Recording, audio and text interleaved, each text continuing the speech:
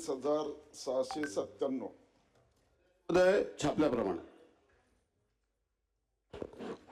अध्यक्ष महोदय, महायुती सरकार व केंद्र व राज्य पातळीवर गोरगरीब रुग्णांसाठी विविध योजना या ठिकाणी प्रभावीपणाने राबवत असतात.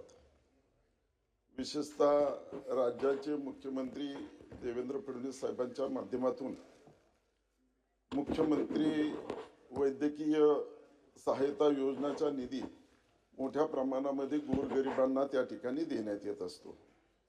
विशेष ही तर निश्चितच ही बाब अभिमानप्रद आहे. मात्र धर्मदाय रुग्णालयामध्ये ज्यावेळेस गोरगरीब रुग्ण त्या ठिकाणी जात असतात त्यावेळेस खऱ्या अर्थाने त्या ठिकाणी त्या रुग्णालयामध्ये रुग्णालयाच्या प्रतिनिधीमार्फत खरं तर त्या ठिकाणी योग्य ती वागणूक त्या ठिकाणी त्या रुग्णांना देण्यात येत नसते. त्याचप्रमाणे त्यांच्या नातेवाईकांना देण्यात येत नाही. अशा वेळेस एक प्रकारे त्या रुग्णाची त्या ठिकाणी हेळसांड झालेली आपल्याला पाहावयास मिळत असते. आम्ही त्यावेळेस फोन करून संबंधित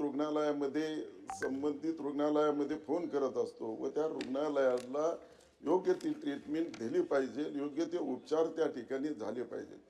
या संदर्भात बोलूनही त्या ठिकाणी योग्य ते उपचार त्या ठिकाणी धर्मदाय आयुक्त ज्या धर्मदाय रुग्णालयामध्ये ज्या सेवा उपलब्ध असतात त्या रुग्णालयामध्ये ती सेवा त्या ठिकाणी उपलब्ध होऊ शकत नाही.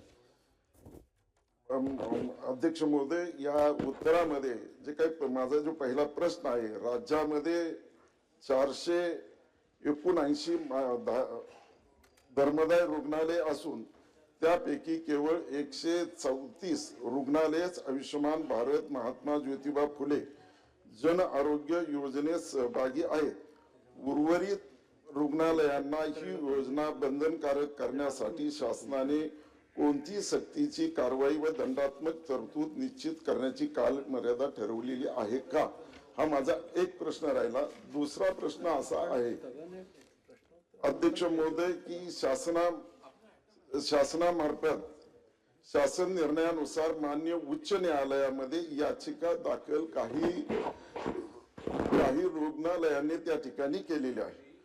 तर या ठिकाणी प्रलंबित त्या ठिकाणी उच्च न्यायालयात याचिका प्रलंबित असली तरी त्या निर्णयावर स्थगिती आदेश आहे का? नसल्यास सर्व धर्मदाय रुग्णालयामध्ये तात्काळ अंमलबजावणी न करण्याचे ठोस कारणे काय आहेत?